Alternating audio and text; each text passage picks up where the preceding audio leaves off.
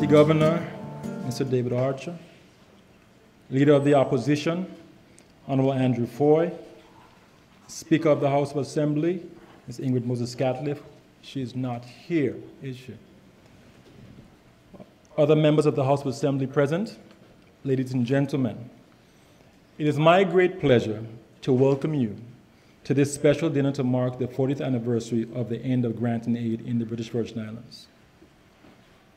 I must say it is truly heartwarming to have so many of our distinguished citizens present on this occasion.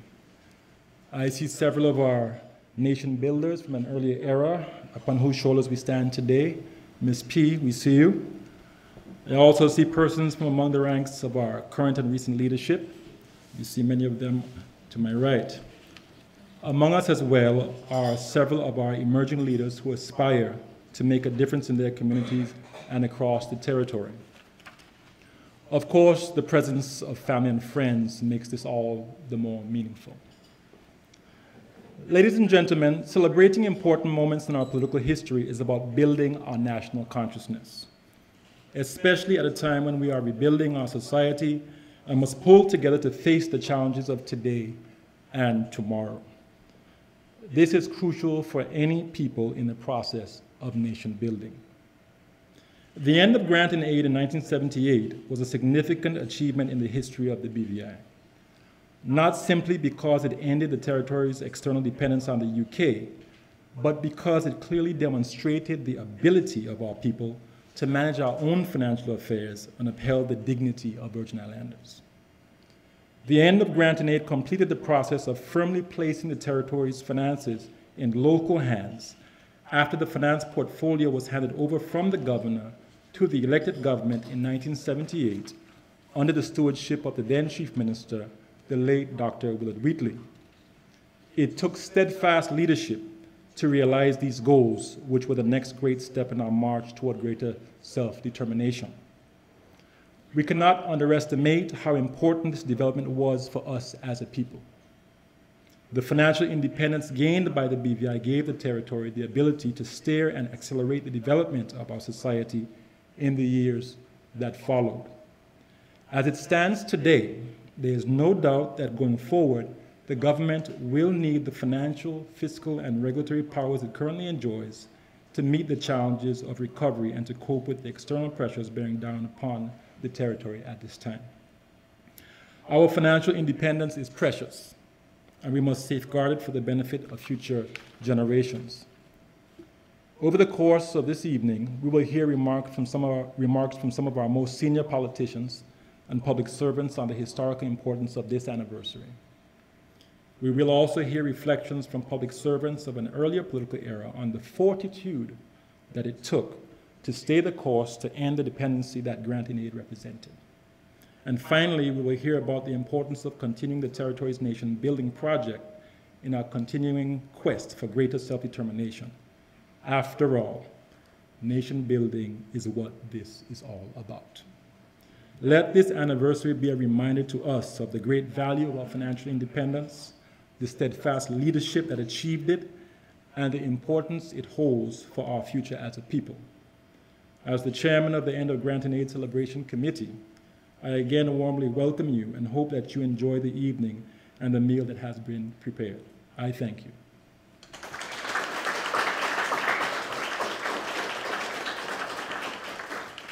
And with that, we will go to our remarks. I would like to invite our Deputy Governor, Mr. David Archer, who is off to a running start in his first year, to give his remarks. Today we celebrate an extremely momentous occasion. We celebrate an event in history that has affected our economy, our quality of life, our dedication, and our decision-making process. Over 40 years ago, a stalwart in our community, the then Chief Minister, the late Dr. the Honorable Wheatley, MBE, LLB, forged a way with combined efforts of the governments of 1971 and 1975 to ensure the British Virgin Islands was no longer required to receive grant and aid. Therefore, the BVI will be sustaining itself. There was a vision that the BVI was greater than it may have been or it appeared to be. That the BVI was capable of standing on its own financial feet. And the quality of life for BVI landers should have been better than it was. A far cry and vision away from the idea that the BVI was only fit to raise birds. I can imagine the tense discussions held around those tables as the governments of the day labored and deliberated, determined to make the BVI better, determined to make the BVI financially self-sufficient. I can imagine their thoughts and how much they considered the future of a territory, concerned more about their children and grandchildren than they did about themselves. Can you imagine? The event took place 40 years ago, during a time when I was but a child, and not at all concerned about the business of the government. That was no concern of mine at that age. In present day, throughout the public service, we are heavily focused on transforming the public service. We are making important decisions today that will positively affect the youth of today and tomorrow. Just like I was at their age, not concerned about the business of government. They just trust you and I to do the right thing, to secure a future for them regardless of what it took.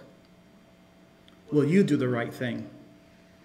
We have been grateful and thankful to those public officers that have influenced decisions in the past. Decisions that have created for us a territory that remains prosperous. Persons like Mr. Elihu Reimer, Mr. Douglas Wheatley, President and former financial secretaries like Mr. Robert McTavish, Neil Smith, and presently Mr. Glenroy Forbes, with whom financial prudence could have been threatened if they were not serious about their business. How about the late C.B. Romney, Honorable Ralph T. O'Neill, or current Premier and Minister of Finance, Dr. Honorable D. Orlando Smith, OBE? What about the stalwarts of the public service, such as the late Mr. Georges? Do you think the late H.L. Stout played a part? Who was credited with establishing the cruise ship pier, creating the Social Security scheme, overseeing the construction of the Central Administration Complex, and spearheading the development of the college. The path was laid by our founding fathers and mothers, many of whom we have present today. Mrs. Parsons is here. Mrs. Dancia Penn is here. Past Deputy Governor Mrs. Allens is here, and others. The BVI has been focused on staying on the path of prosperity. Even after the recent hurricanes, this must still be our mission. The public service is the largest employer of a territory, and I believe that through a transformed public service, when we get certain things right, our good governance, the redesign of the public service, the combination of the private and public sector working in partnership, we will be on our way to securing another 40 years. To conclude, it is our vision within the public service that will not only be regional leaders, but be on par with Singapore, Estonia, and other world leaders in the business of good governance and financial prudence. We must be focused on the way to create an amazing BVI, a BVI that will be considered a world leader, sitting on a vibrant and sustainable economy, so attractive that the rest of the world, that our twin pillars, which are the bedrock of our foundation, will not be our only pillars. This is the foundation for another 20 years. The BVI is filled with brilliant minds and individuals who continue to want more for a territory. You're sitting right here in the room. You represent that body. We must not settle for where we are currently, for our current state can never be our final state. We must ensure that we have a yearning desire to continue to build these Virgin Islands so that in 40 years, the present generation will be excited about what we have done. excited about carrying on the foundation that you have laid and others have laid before us. Thank you. I'd like to say good evening to everyone and recognize the protocol that was already established. I think it's only fitting when we see some of the heroes who have worked so hard for us to be where we are, that we stand and give a moment of silence for those who have passed. You have the late Dr. Wheatley, H.L. Stout, and a few of others. So let's stand in a moment of silence to recognize in honor of what they have done for us.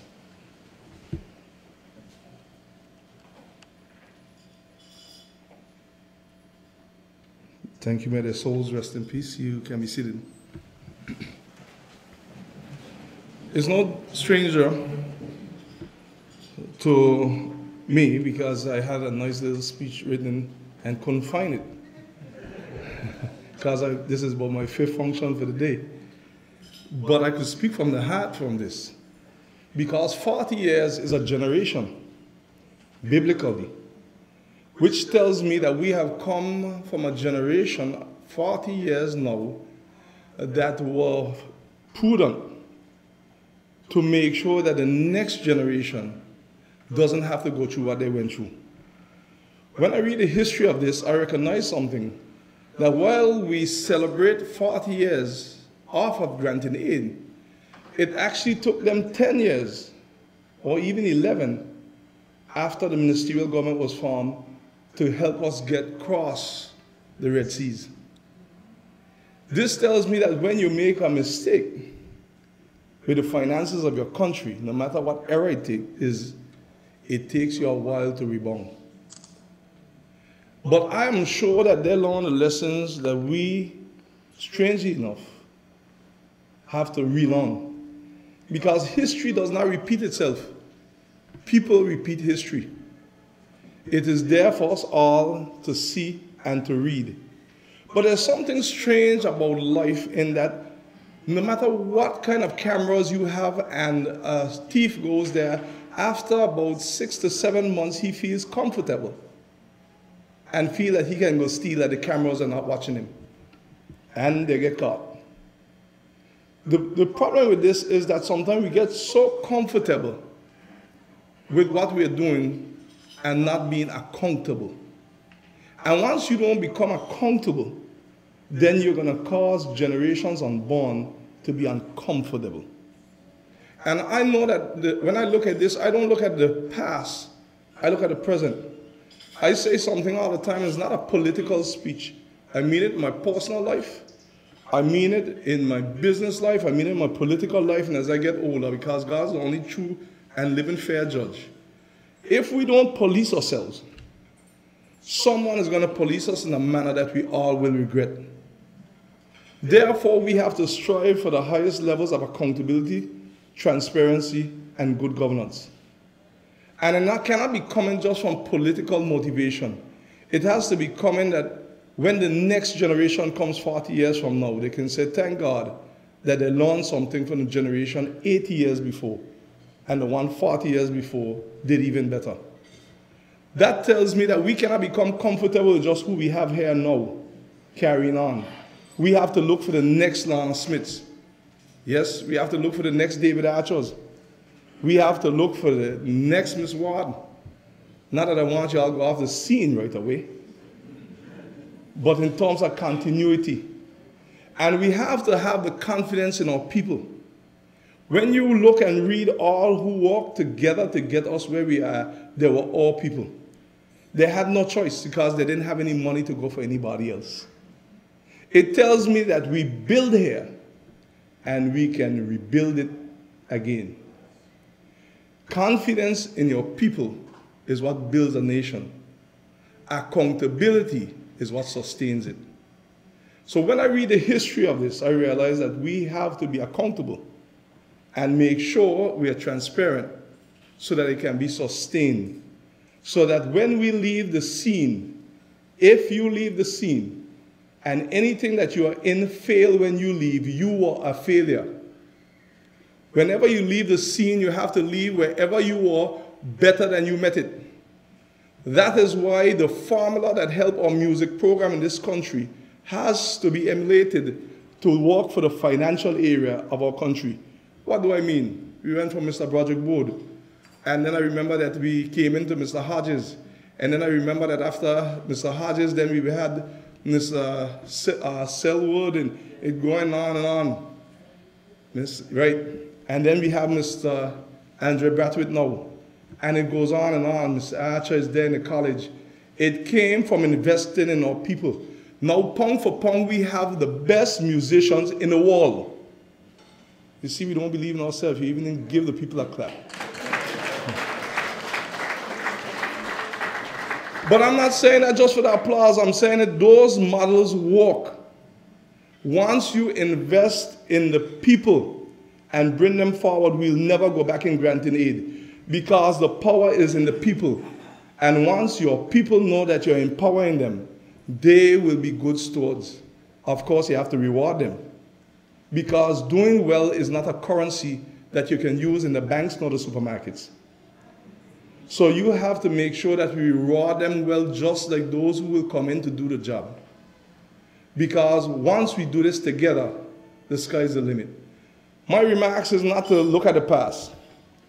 My remarks is to warn us in the present, not to make those mistakes of the past, and to learn, pick up the history book and read them, understand what took place, and make sure that you never make those mistakes again. I'll end this by saying anything that I go in, I do a history lesson for us. I go and I read up all what was happening before to find out what took place, what was their mindset, what was the spirit behind what they were doing, so that when I take off, I would try to, as much as possible, avoid those mistakes. Because if something is failing you and you continue to do it, my baseball coach said, that which fails you and put you where you are cannot be relied upon to take you out. So I'm asking us as a people to dig deep, put a lot of the personal things aside, and let's invest in each other. Because once our people have power, then the territory will always be powerful. Thank you. God's blessing. We will now be served our appetizers, so we will pause in the program, but I just wanted to point out that a lot of the information that's been mentioned is captured in this book. This fantastic publication is entitled Challenge and Change, The Awakening of a People.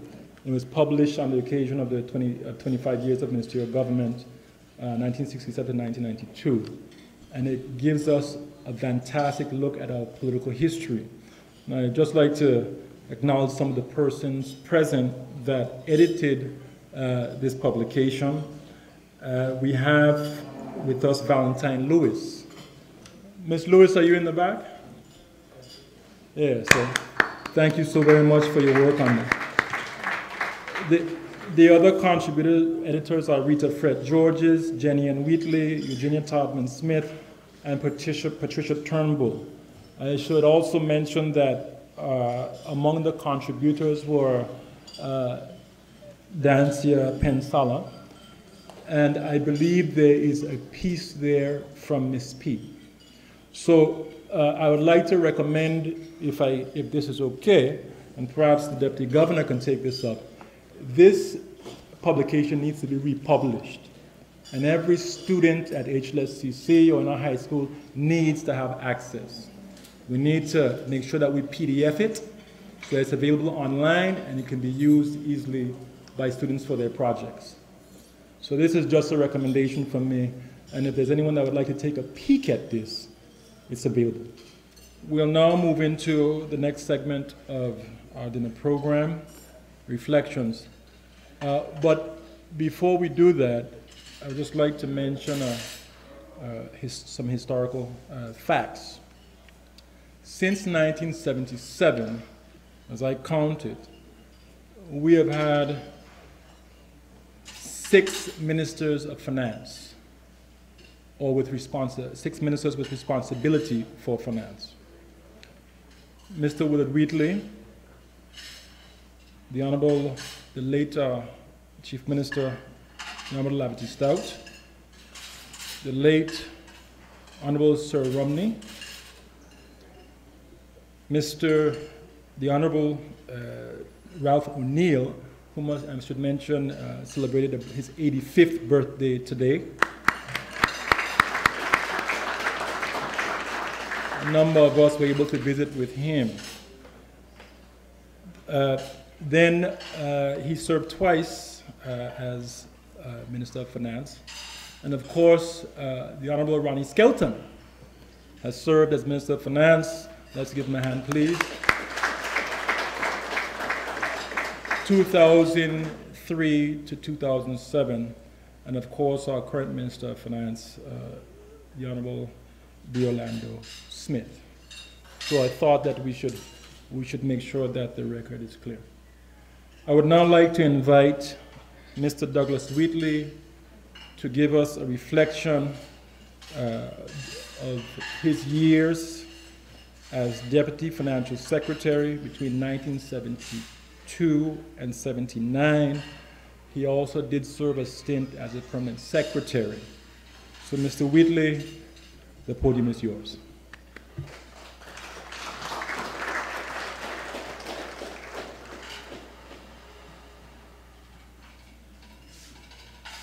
Thank you very much, Ben. I'm going to deviate a little bit with your permission. And there's a lot to be said about my dad, Dr. Willard Wheatley. But before I do that, I have a question. What manner of man was he? And I want to tell you something about that man. Of course, you know, he was born up in the East End area, and he became a school teacher at a very young age, a pupil teacher. He loved teaching and he stayed with it, and of course he became a principal of a school. He taught in Longlook School, and from there he went down to West End, and West End became his second home. He lived very close to a lady they called Miss Daly, and she provided food and that sort of thing for him. And he was like one of her children. And so over the years, he became very, very close to her children, Lavity Stout, Prince Stout, and all the others. They all lived very close together and so on. And my father was also a very fit person. He would, when there was difficulty coming from West End to East End on a weekend, you wouldn't believe it, but he would walk. He would walk from West End to East End. And periodically, he would walk from East End back to West End. He was a man of great stamina. What else was he? He was a musician. He could play any musical instrument. And of course, he was the organist in the church in East End. And he was also the choir master. I can't sing, neither can Shawande. I'm sorry. But he was a great singer. He was a great singer and that sort of thing. So that's the kind of person that he was, very focused. He could sail any boat, whether it was a sailboat, a big boat, or anything. You know, he could do that. He would take us to the sea to swim.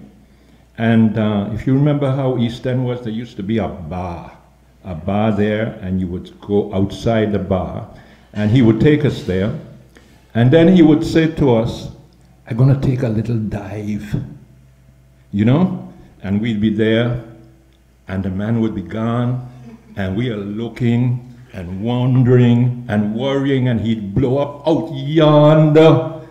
I said, how you manage that? He said, boy, the lungs are good. The lungs are good. So that's the kind of man he was. I'm going to tell you another little story. Back in 1971, I was approached, you'd be surprised to hear this, and not many persons know this, by Dr. Osborne to run for a seat in the Legislative Council. And I went home and I had a word with my father, and I said, Dad, you know the story of the French woman who was having twins. And you know the French, they're very courteous and so forth. So the first child, on his way out, he said to the other child, you go first. You know, I give way to you, you go first. And the other one said, you go first. And they both ended up dying because they were so kind. So I told my father that story. And I said, Dad, Dr. Osborne wants me to run for politics. But when I think of the experiences that you have had as a school teacher in East End for all those years, as a local preacher, as a person who used to write deeds for persons in East End, Longlook, and so forth, I said, I think that you should go. And he said to me, I think you should go. And I said to him, but Dad, I am young. I have all the years ahead of me, but you are getting up there, so I think you should do it. And he thought about it, and he didn't run with Dr. Osborne. He ran as an independent, and the people of the 6th district embraced him. And of course, he won the seat. And you know how it was in those days? To have a majority government, you needed to have 4 persons. Not like now where you need 7. You only needed 4. And Dr. Osborne was only able to get 3 persons. And then there was the mad rush. We need a 4th person in order to have a majority government. And the people from East End, you know, they said, boy, it got to be our man. You know how those stories go? Over the years, our man got to be that 4th person. And so they went and they negotiated with Dr. Osborne, and Dr. Osborne said, okay, he doesn't have any experience in politics, but we'll put him as the chief minister. And so they put him as the chief minister, and his other ministers were Oliver Sills of Seacoast Bay, and the same Dr. Osborne was his deputy, and then there was, I think, Mr. Henley, Honorable Henley. And so they started off with that government. As you would see from your little booklet here, it says that in 1971 there was recession, and things were really, really bad. And when my father went in government, he was sitting on an empty wool sack. There was no money. And one of the reasons, apart from the fact that there was a recession, was the fact that Wickham's Quay and Anegada had come to a standstill because the people had objected to it. And there were lots of persons who used to be employed there, you know, doing the sand and the reclamation and so forth. And all that came to an end. And when that came to an end, there was no money in the BVI. And it was a very difficult time. I remember being in a meeting with the government people, and they were talking, how can we raise funds for the country? And somebody said, well, we write a lot of checks. Why don't we put a 10 cents charge on a check? Now, can you imagine that? But that is how desperate we were in those days, that we put a 10-cent charge on a check, you know, to try to help the situation.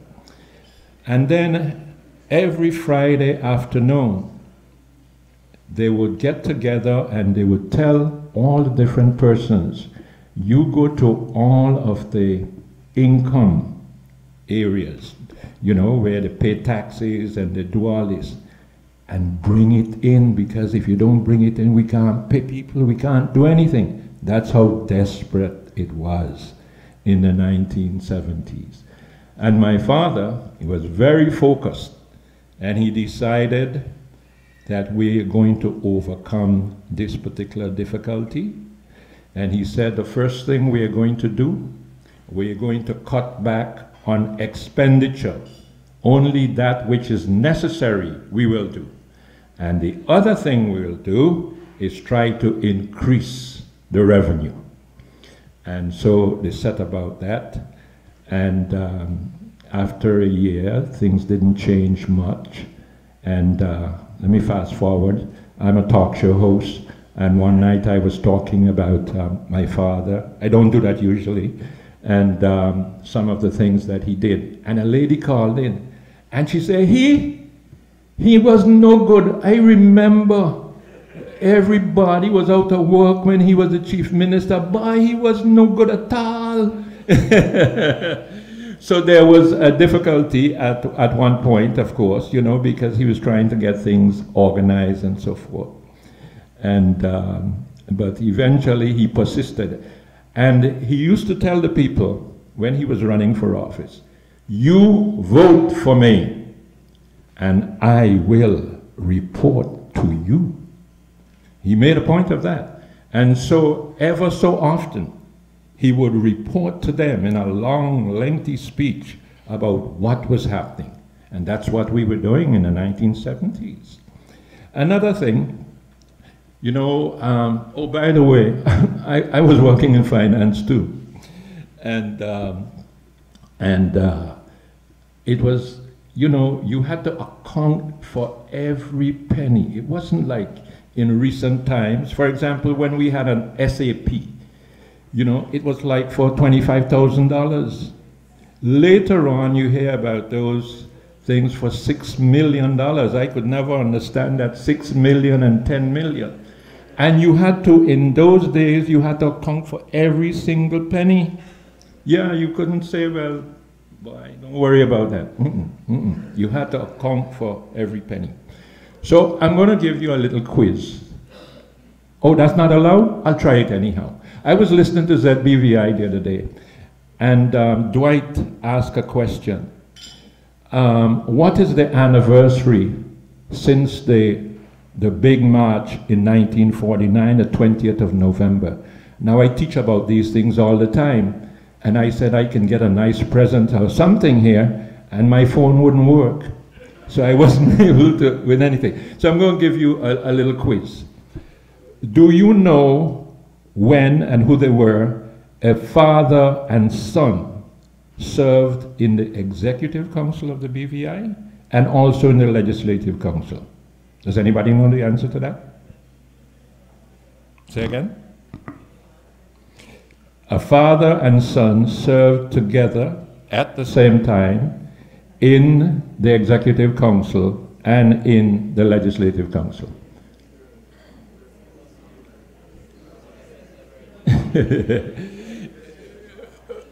Okay, I'll give you the answer.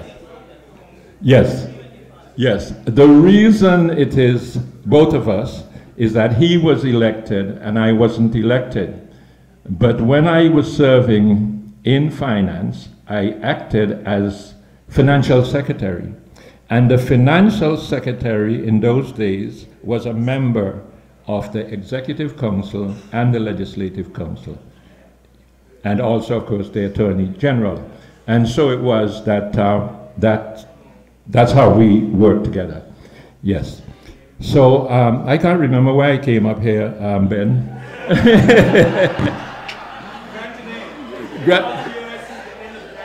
Yes, grant and aid.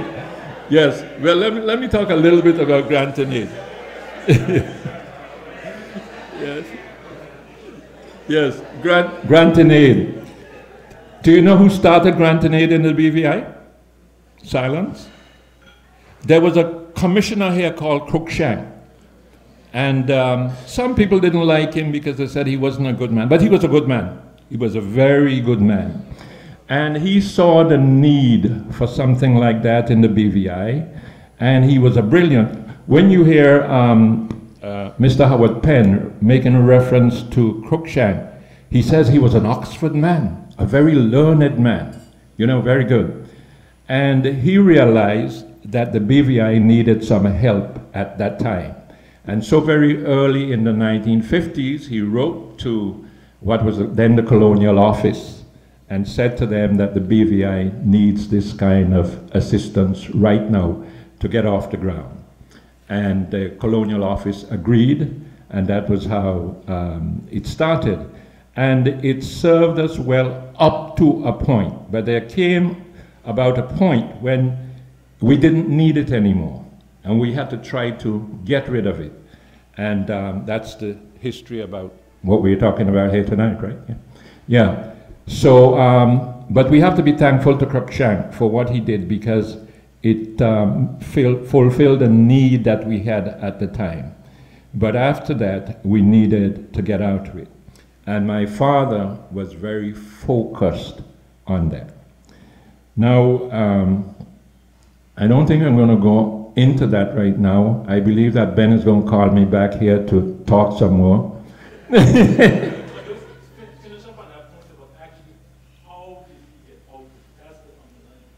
How we got out of it. Well, it was a hard fight, but he was determined. And he was the kind of person who said that he saw a light at the end of the tunnel. In every speech he would say that. And he really saw a light. And so he worked hard, doing both things. Reducing the expenditure, that is expenditure that was not really necessary. So he spent a lot of time working on that. And exploring revenue avenues. Tourism. Before I was in finance, I was the manager of tourism, traveling all over the world to get tourists to come here. And he even looked into the possibility of oil being found out to the north and see if that would help us and so forth. And diversification of the economy was what he was stressing. He was also stressing that you couldn't turn your back on agriculture, you couldn't turn your back on fisheries or anything like that. They were all needed to be developed to help the territory. And slowly but surely, we started reducing the dependence on granting aid. And he was forever in touch with London about this. And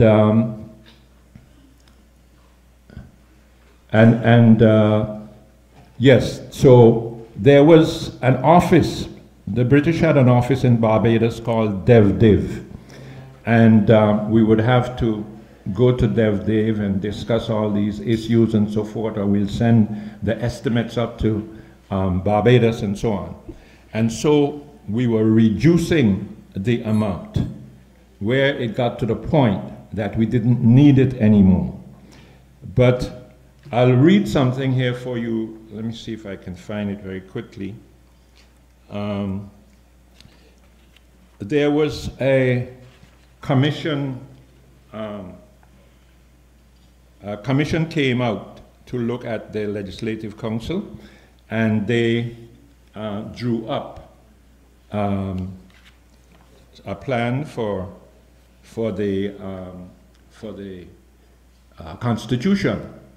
But my father and his staff, right, didn't like it.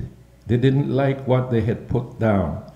And so they in turn prepared a document, and they sent that document to London. And they told London that these are the things that we want, not the things that the other persons said that we were going to have.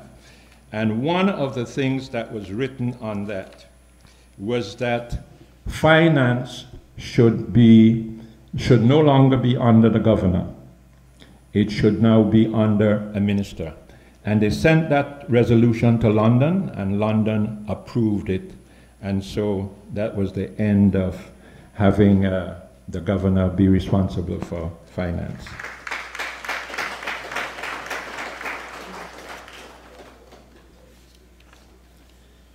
Yes. It was a great day. And when it happened, my father said, "This is our finest hour." And you know who said that before? Winston Churchill. When the Second World War started and the Germans attacked London, and the British had to fight back and fight very, very hard, because in those days Britain stood alone. The Americans had not come in at that time. They didn't come in until after the Japanese did their thing. So it was just Britain. And they were fighting, and those warplanes were coming over and bombing London and, you know, all the other places and so forth.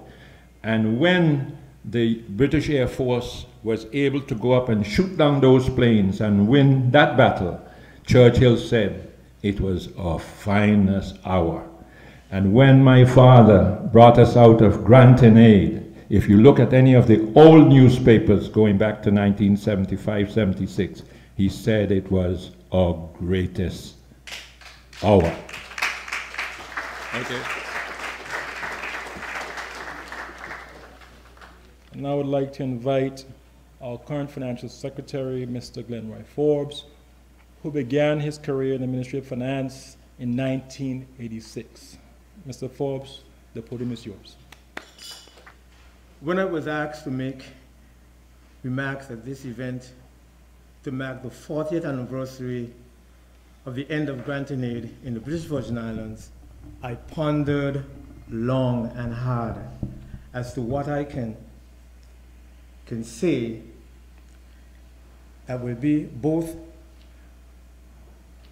of interest to this illustrious audience and at the same time not become mired in the history to such an extent that I feel to encourage you to look to the future. My task tonight is not as easy as I initially thought, seeing that I personally have not had the fortune, good or bad, depending on how you look at it, to experience the challenges from within the Ministry of Finance or the Treasury Department, as it was then, to deal with the granting aid era here in the British Virgin Islands. I, however, resolutely state that I have benefited immensely from the struggles endured by great men and women who went before me in building bridges and scaling hurdles, both during the granting aid period and the 40 years following the end of that period. So, ladies and gentlemen, here's what I propose to do this evening. I promise to make it brief.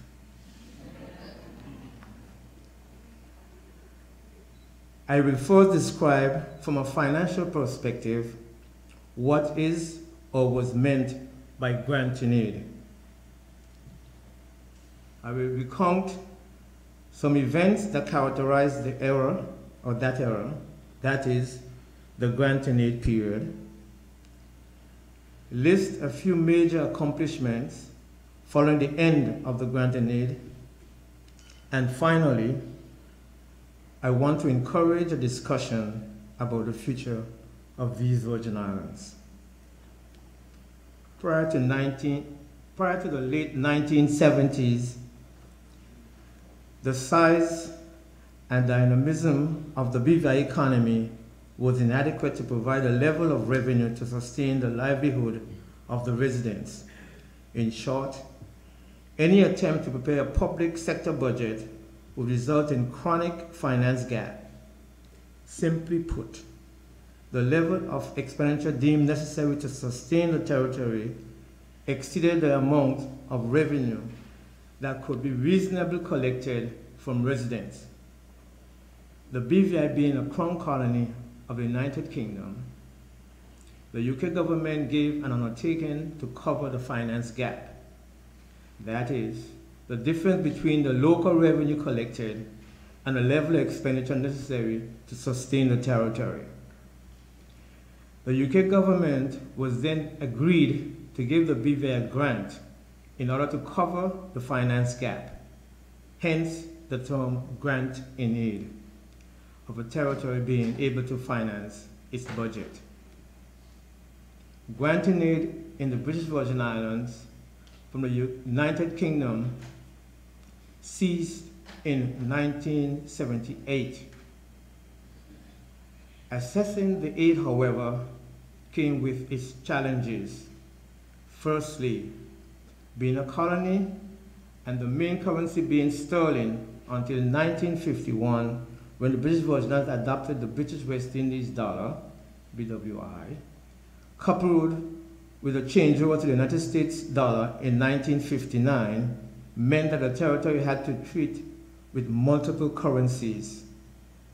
The record will show that the subsequent passage of the legal tender adoption of the United States Currency Act in 1959 and then the Coinage and Legal Tender Act in 1973 was by no means an easy task for the Treasury Department, that agency having to conduct business or trade in multiple currencies. Until the approval of the ministerial system of government in 1967 and the appointment of the late Honorable Hamilton Laverty Stout as the Chief Minister, the Treasury was responsible for the preparation and implementation of the annual budget. By necessity, the budget had to be approved by the UK. The shortfall between the revenue and expenditure budgets determined the amount of the grant, that is, the grant and aid sum. By no means was this an automatic process. There were instances when the Treasury Department was instructed to increase its revenue with specific instruction as to which revenue subheads must be increased.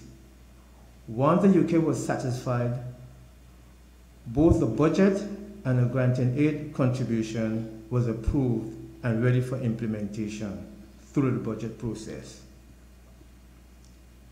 The administrator, now styled governor, was responsible for the BVI finances up to mid-1971. And by extension, the administrator supervised the BVI financial struggles. However, the financial struggles began to improve from 1971, and with the continued improvement over the years and the appointment of the first Minister of Finance in 1971, the late Dr. Wheatley, the BVI finance responsibility was transferred to the Minister of Finance. As mentioned earlier, the Treasury Department used several currencies. This also posed some difficulties as there were no commercial banks operating the BVI at the time. Treasury's weekly cash flow had to be sourced from neighboring Antigua by boat, with the request on Fridays returning with the cash on Mondays. This was indeed a laborious task and of course very risky, but this was the best option until 1973 with the adoption of the Coinage and Legal Tender Act 1973 and the opening of the first commercial bank also in the 1970s. One can only imagine how difficult a task it was for the Treasury Department to balance its accounts and maintain its books operating on multiple currencies, sterling coins, BWI, British West Indies dollar, and the US dollar, all manually in order to satisfy the UK condition for granting aid contribution to the annual territorial budget. Ladies and gentlemen, the record will show that in 1977, the Virginia legislature enacted the Finance Act as well as the Capital Fund Act. These two pieces of legislation in particular allowed the Ministry of Finance, working with the other agencies of government, to not only be able to raise sufficient revenue to begin funding the territory's recurrent operation, but also to appropriate funds to the Capital Fund to begin to assist in financing its capital program. The UK's grant and aid ceased in its original form around the time when the BVI presented its first balanced budget in 1977 and experienced its first operating surplus of slightly over 1 million in 1978.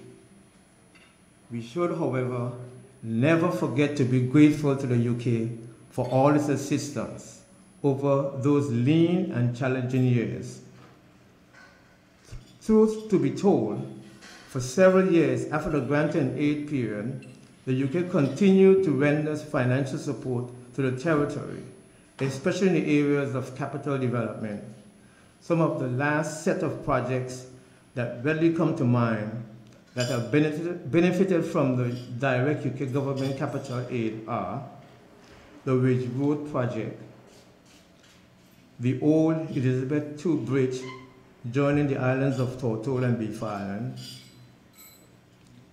and Her Majesty's Prison at Balsamgad. Over the years, and following the grant in the 8th period, the BVI as a territory has made commendable stride in terms of paying its own way and finance, and in terms of financing successive annual budgets, incidentally, at times punching way above its weight. Prior to the hurricanes of last year, we have witnessed continued growth in our economy, both in the public sector and the private sector.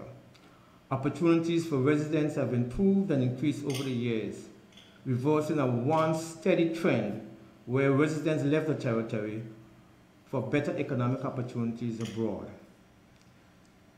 The case now is one in which BVIans are now returning home to avail themselves of the opportunities here.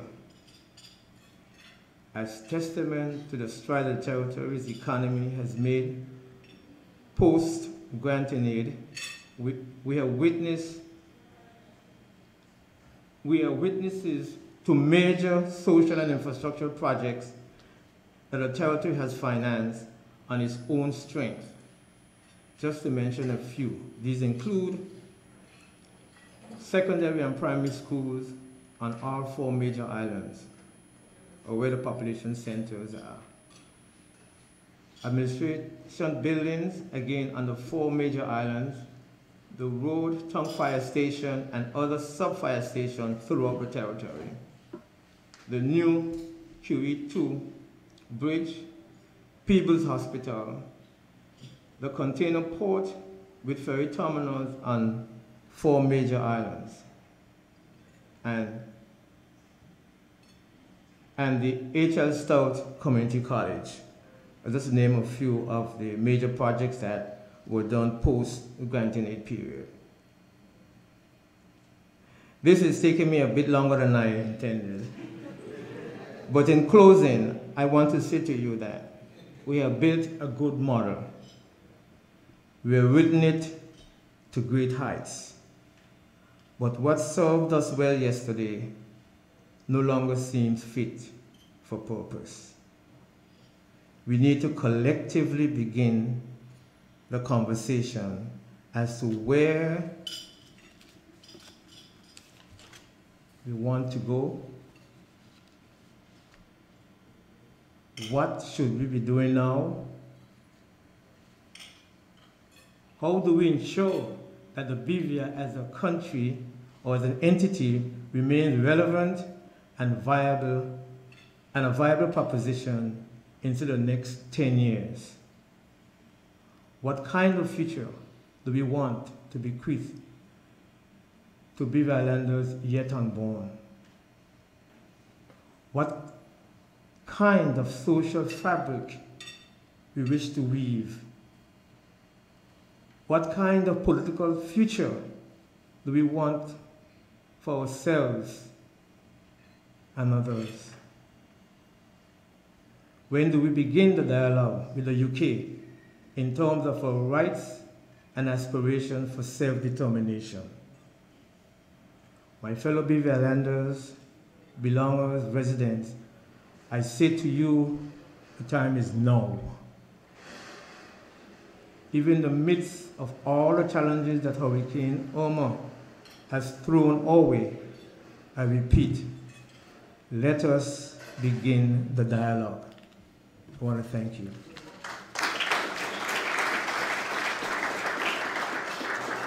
I just wanted to mention that our culture and history are very important, and we need to recognize the persons that push it and drive it. So I'd like to recognize Ms. Ermine Penn.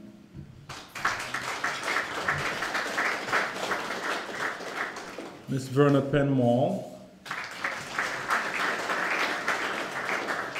and of course, Ms. P. Yes, we need to keep our culture alive and dread. I would like to invite Ms. Najan Christopher to introduce the keynote speaker. Good evening.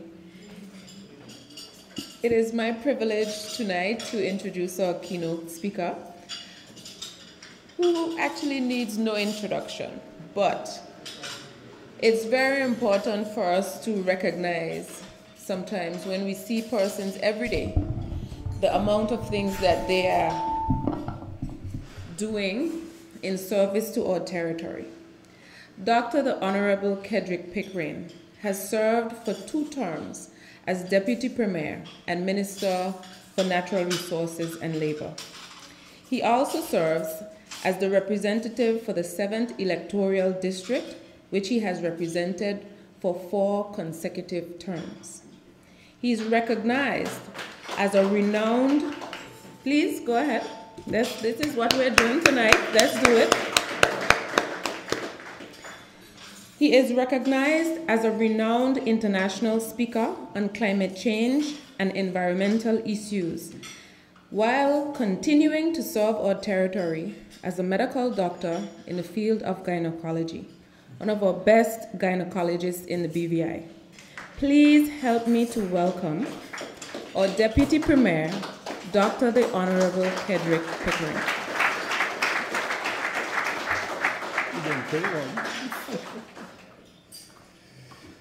Thank you very much, Najan.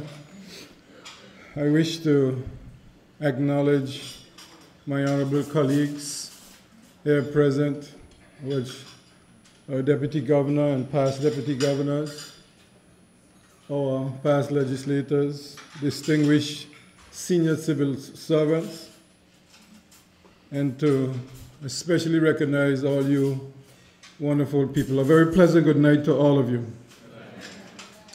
The 40th anniversary of the end of granting aid is an opportunity to reflect on the importance of the BVI's financial independence, which remains a key pillar of self-determination of the territory. You might recognize those as the words of a policy fellow at the Center for Science and Policy at the University of Cambridge. I speak of one, Mr. Benito Wheatley. Give Mr. Wheatley a round of applause. And so I want to take this opportunity to thank the organizers for inviting me to share a few thoughts here this evening, and to apologize because most of you who know anything about me know it's past my bedtime. And I just landed, it was 10 minutes to 8 when I got off the boat from St. Thomas via Miami, via London. So I've had about 3 hours sleep in the last 48 hours. So you know where my brain might be at this point in time. But I was reading an article recently in a magazine, and I've picked up this habit nowadays of when I'm reading to look at the ads and to see what I can glean from the ads. And I came across this article that was advertising one of the car companies. And it had a picture looking into the future, and on the same page, a picture looking into the rearview mirror, looking backwards. And the ad said, looking forward, looking backward is a part of looking towards the future.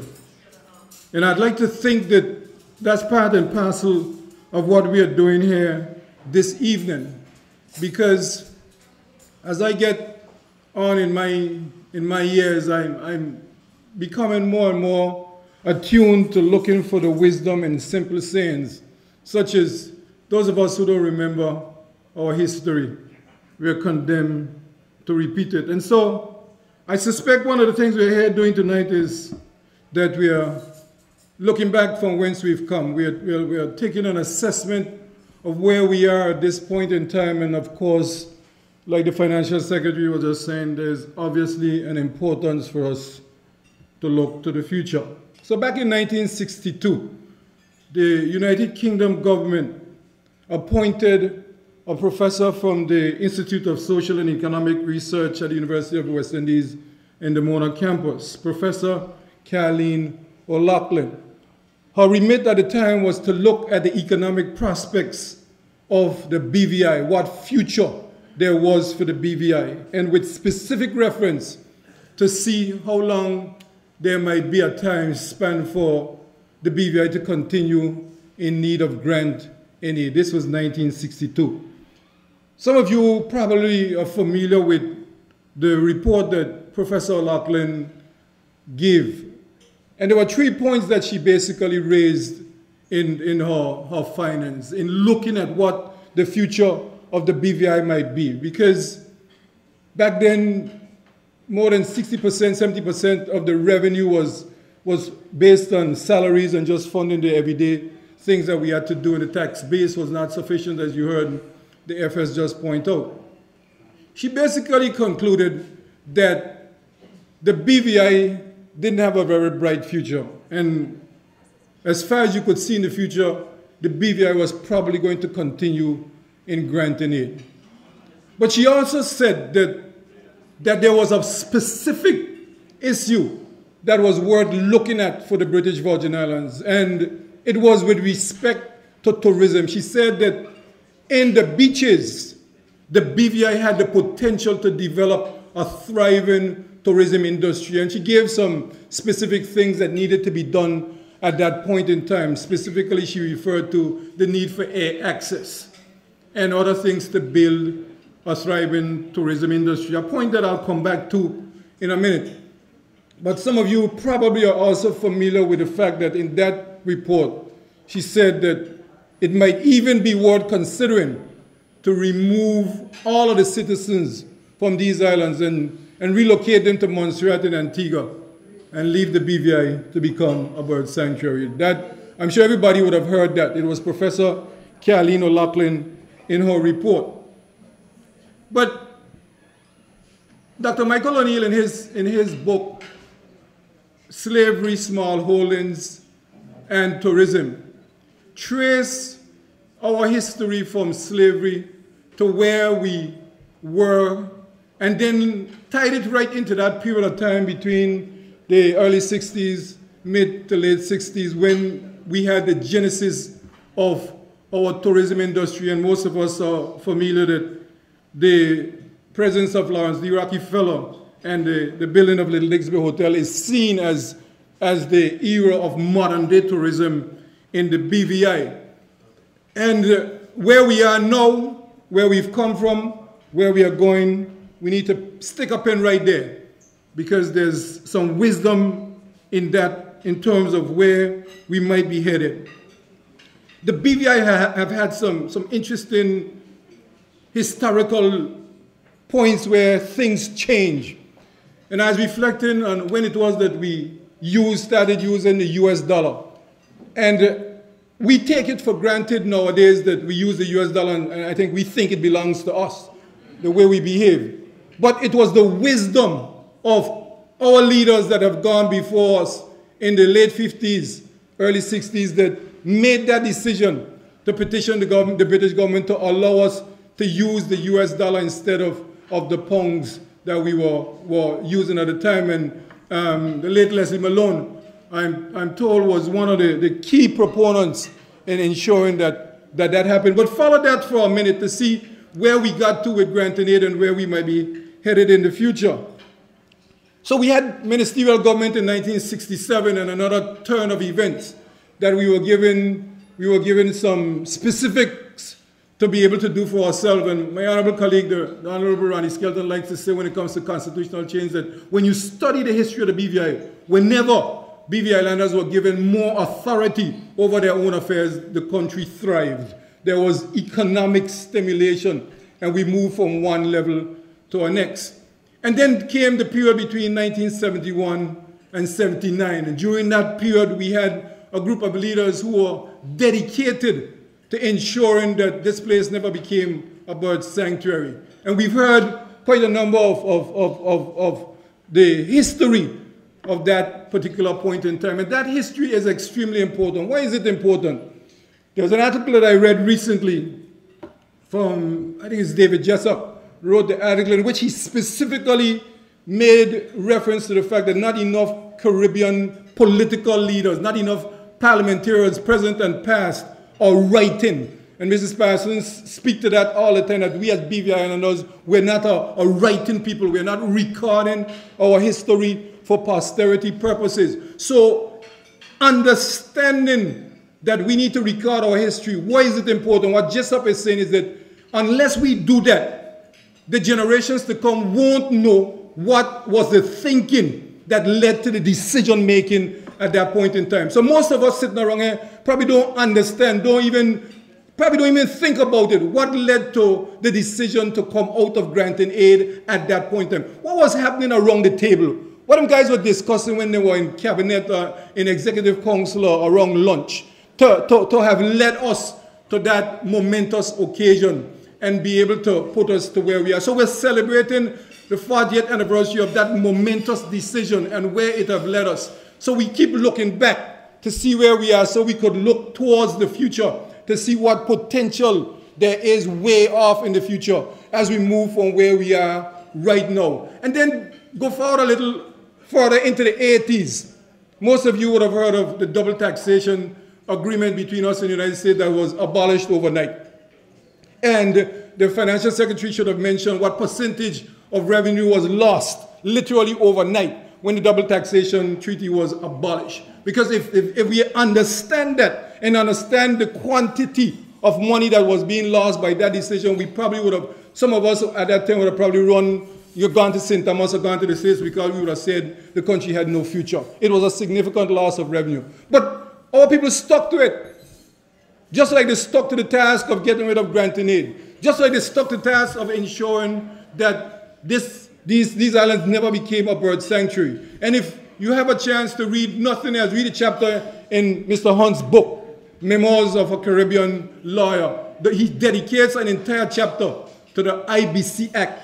And he chronicled the entire process of what happened when that decision was taken, step by step. How our leaders grappled with it, how the initial thought about starting this piece of legislation, how that happened, and the work that was done to ensure that ultimately that we had an IBC Act. And Mr. Financial Secretary, there's a very good lesson in there to learn, because it spanned two administrations. It started in the administration pre-83, and then it was completed in the administration after 83, when the Honorable C.B. Romney was then Chief Minister. But the interesting thing about what is written there is it gives you a sense of what was taking place around the table and how the decision evolved for us to have got that piece of legislation called the IBC Act, something that is not only historical, but affects our daily lives,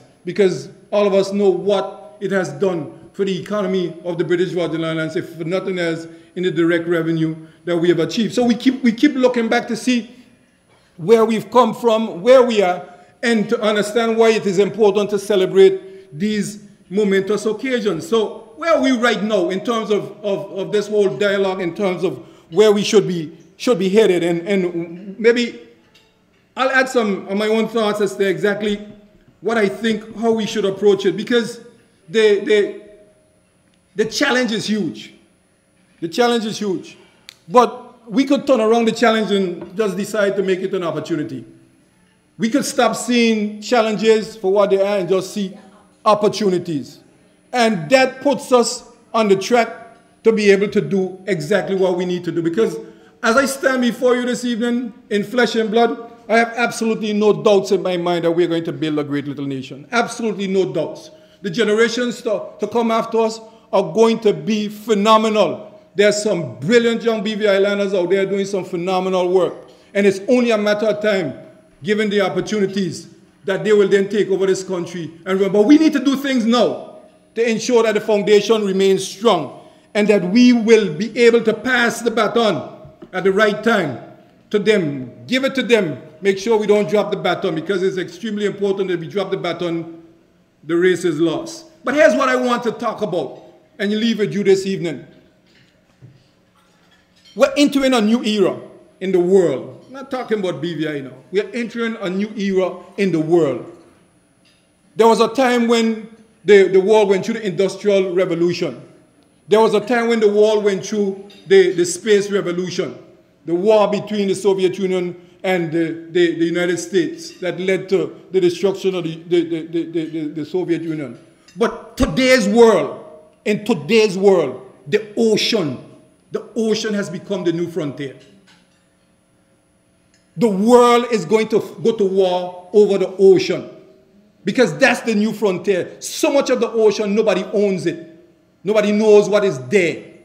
Nobody understands the true value, but the ocean dictates every aspect of our daily lives. I attended a conference in Bermuda in May of this year, sponsored by the insurance companies. The title of the conference was Ocean Risks. Risks everything. Because our lives depend on the ocean, and it is even more important in the context of those of us who live on islands. So the issue of the changing climate, so-called climate change, is not something that is a figment of anybody's imagination. It is very real. They're still in Poland, where I just came from, struggling to come up with an agreement that doesn't seem like it is going to happen because the war is on with respect to the ocean. But I just said, instead of us seeing challenges, let us look at the opportunities. What is it about the oceans that is beneficial to us? Where are the opportunities that we can grasp to build the economy that we need to build? Where are the opportunities going to come from? Number of my colleagues talk about small businesses and entrepreneurship and the entrepreneurial spirit of the BVI lander. But the question we have to answer, when we ask it, we must answer it to ourselves. Where are the new jobs going to come from? Where are the new jobs going to be created? We're going through the technological revolution, and we understand and we can see what the technical revolution has done to us in our daily lives. We're tied to cell phones. You know, we're tied to computers. We're tied to iPads.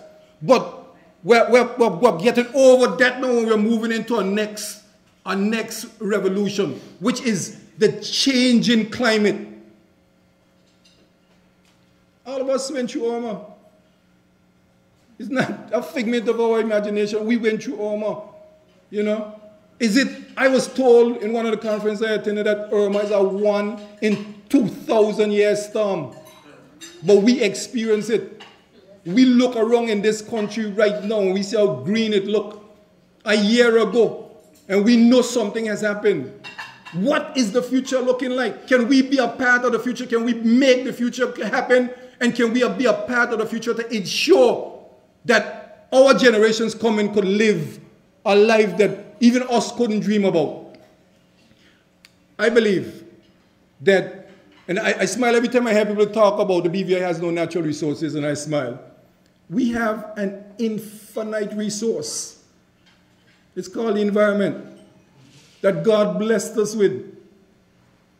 Every other person that comes to the BVI, the first thing you hear them, oh, wow, what a beautiful place. Every time I travel and I come back, I'm just blown away by how beautiful this place is. Just absurdly beautiful. God give us that. So the critical issue that we have to face is, do we understand the value of what it is we are holding in our hands?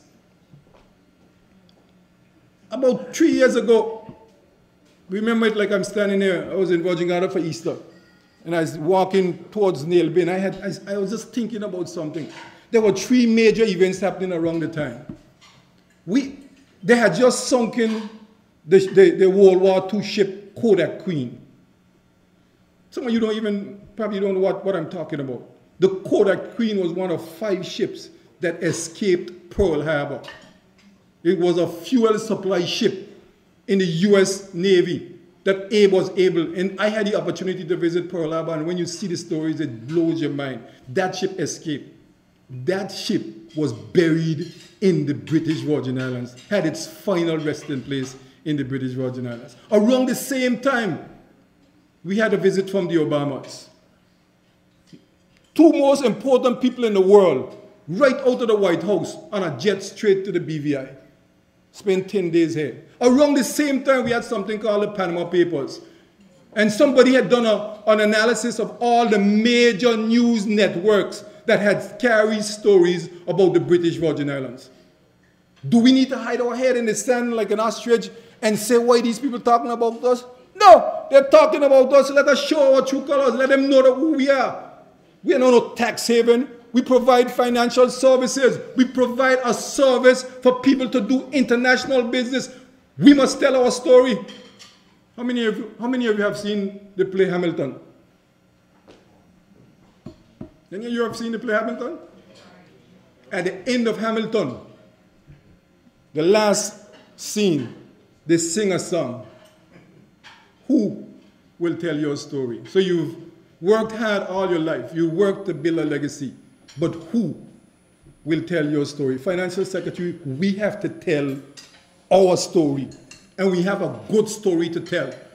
Why are these people coming to the British Islands? They see something. Do we understand the value of what it is we are holding in our hand? Do we understand the value of the environment that God has blessed us with? The changing climate. I'm told in Poland this week that there is $500 billion sitting there waiting for developing countries to reach out and grasp. And the issue is that the developing countries are not ambitious enough in terms of the projects that they're putting forward.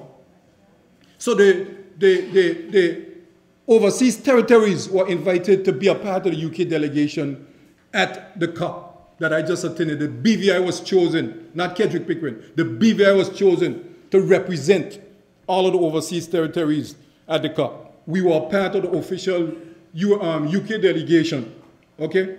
And here's the point we wanted to make them. My technical assistant was from Gibraltar. Here's the point we wanted to make to them. That here's part of the future for the overseas territories, the BVI included. Let us decide that we want to have renewable energy 100% for all overseas territories by the year 2030, year 2040. Let's just decide on a number, and let's just start working towards that. The investment in renewable energy means the creation of jobs. But renewable energy means that it is, the cost of our electricity bill is going to diminish. My colleague who had the electricity department is going to say, we can't do it all at once because we have to pay off for our investment tomorrow. So you can't do renewable energy overnight. But we can build systems over the next 20 years, gradually eliminating the use of fossil fuels, making our contribution to the overall healthy environment that we all cherish so much. But that revolution starts to create an avenue for new wealth creation. It is called the blue economy. It is called the green economy. But every overseas territory, the BVI included, if we get renewable energy, the cost of energy production decreases. It means that the cost of electricity to all of us decrease. What that does is that money fuels the economy in several different ways. It has tentacles. If you get 100%, because the sun is free to us, the wind is free to us, the ocean is free to us, all we have to do, and the technology exists now, the expertise exists, and people are just waiting for opportunities to invest the money. If we do that and we follow that pathway for renewable energy, the blue economy becomes a focal point of what we're doing. Our territorial waters extend 200 miles out. And we have something called an EEZ, an exclusive economic zone. We need to ensure that we know what it has in it. We need to value it. We need to know what's in the ocean before other people come and take it out. We know it has fish, but we need to know how much fish and what type of fish. So we could invest in it. But the reduction in fuel costs, the reduction in energy costs will fuel agribusiness. It will fuel fishery sector development. It will fuel small business development. All by making a decision that by whatever year it is, the overseas territories, BVI included, want to be 100% renewable. And we will be leading the way in showing the bigger countries how to make the planet safer, how to make it greener. The ocean exists around us. It's the new frontier. We own it. We have more water than we have land. And so the trust is, we must stop saying we live on small island states and say we live on large ocean states. That's the meditation. That's the psychological approach that we have to be taking, that we have large oceans there because of the amount of water surrounding us. But we are doing it right now.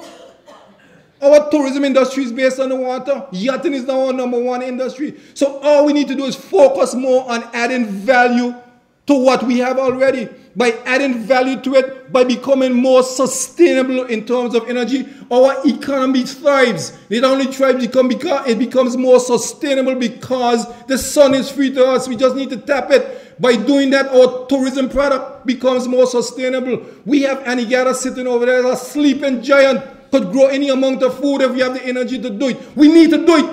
FS.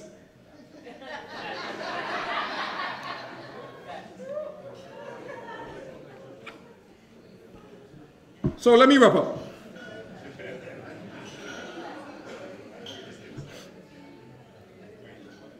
Having had the opportunity to travel and discuss these things in many forums, I have a fairly good idea of what I'm talking about. It starts with a decision. It started with a decision back in the 50s and 60s that we should use the US dollar. It started with a decision that we needed ministerial government in 1967. It started with a decision to petition the UK government for us to come out of granting aid. It started with a decision that we needed to do something since the double taxation agreement had been abolished. We're at that point in our history right now where we need a big decision. We need a big decision. Where are we going? It's staring us straight in the face. We have it all around us. Let us start focusing on the value of our environment. Let us look at it for what it is and understand the value of what God has placed in our hands. Because people protect. When we were growing up, your parents always had a little silver thing put away somewhere if somebody dropped by, give them a cup of water. You couldn't eat out a certain plate in the house. God, that was for when people come is passing laughing. They valued it, they protected it. That's the mindset we must take about where we are as a country. We have something that is valuable, but we must show that we appreciate it, we understand it, and that we are going to protect it for the generation to come. You know, this young man here, Benito, and I have traveled far and wide. And I've had, you know, for those of you who probably don't know that Benito's the grandson of the late Honorable Wheatley. But I've been more than inspired when I've seen Ben in the international flora and the work that he has done. There are people amongst us, young people, see young Kareem Hall here, who are up and coming. I've traveled with Najan and see her perform at the level of OECS, a gym. We have the pieces here. Angela Bonnet-Penn is a voice on the international scene with respect to climate change. Highly respected in the region and beyond. We need to see our people the value of what it is that we have. So here's what I'll leave with you. I believe being small is a blessing. I believe that the biblical imperative that says, and the lion and the adder and the lamb shall sit down together, and a little child shall lead them. I believe it's us they're talking about. I believe God has blessed us with this tranquil environment that we could create a place where people from all walks of life can come, relax, rejuvenate, and get ready for the next phase of life. But we must believe it. We must become more ambitious. We must think of ourselves as being bigger than we is. Instead of limiting ourselves, we must become more ambitious. We must build a BVI to show the world what can happen and how it can happen. We have the pieces to make it happen. Okay? We must build a BVI brand. I've said this before. All of the great corporations in the world they subscribe to the policy of 3. All the major corporations, ABC, NBC, CNN, BBC, NFL, NHL, Major League, you just start going through the principle of 3, BVI. We have it already. We must build on it. We must see ourselves for the value of what we possess. We mustn't just limit ourselves. We must understand that we hold something very valuable in our hands, because the future belongs to those of us who believe in the beauty of our dreams. So instead of us becoming handicapped by any challenges that might face us, by any problems that might face us, I think we should just look and hold on to the possibilities. I thank you very much.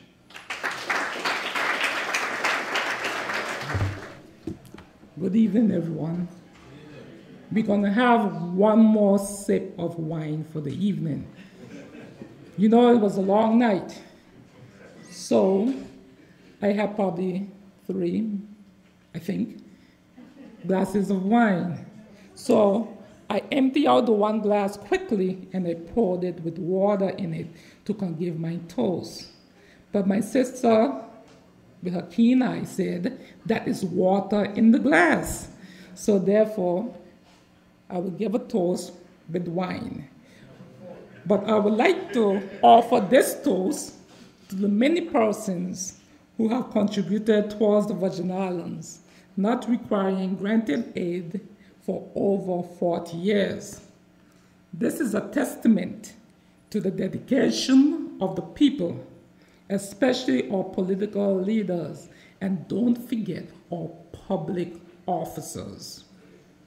I must give specific reference to the Ministry of Finance, who continues to play its role to ensure that we never return to those days, but continue towards greater autonomy of our financial resources. So let us celebrate how far we have come on this journey together. Let us celebrate not just this milestone, but a bright future that we shall look forward to. So raise our glasses as we look forward to new challenges, to new success, and to renew faith and collective efforts that granting aid is a thing of the past. Yeah, yeah.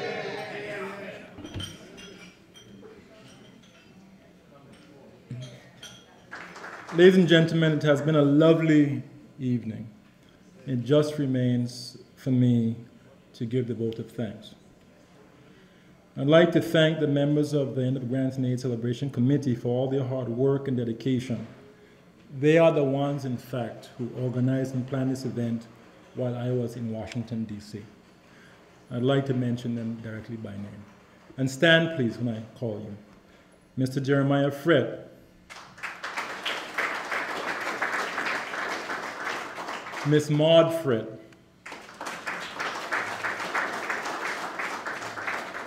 Miss Najan Christopher, Miss Desiree Wheatley, Mr. Natalia Wheatley, and Miss Cindy Roseanne Jones. Thank you very much, and I owe you one. I'd also like to thank all of our speakers who did such a fantastic job. And of course, all of the support from the various vendors. Maria's by the Sea, thank you so very much for bearing with me. Mr. Orrin Hodge and Mr. Andrew Brathwaite for the lovely entertainment. Mr. Dorian Hodge, our videographer. Mr. Kamal Letsam, our photographer. Miss Stacy Hodge of Party World did the wonderful decorations, you see. Now, while citizens have led in the organization of this particular anniversary celebration, I would like to call upon the government to play a central role in planning events for other important upcoming anniversaries in the future. This year, 2018, is also the 50th anniversary of the Positive Action Movement, perhaps the most important social movement in the history of this country. And I would like to call upon our legislators present to ensure that something is done to celebrate 50 years since the Positive Action Movement took place. We do have a remaining House session, and it should be mentioned then. I would greatly appreciate it.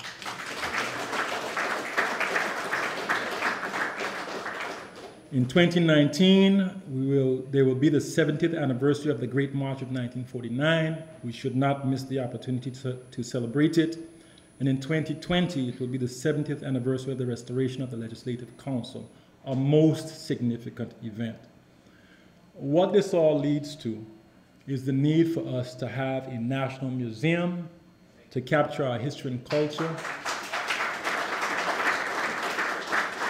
complemented by a national archives, and an independent body to carry on the work of making sure our history is passed on and captured. So I would like to ask everyone in this room, if you agree with this, that we must hold our leaders to account to do so, and not just those who are currently in power, but those who also aspire to become leaders.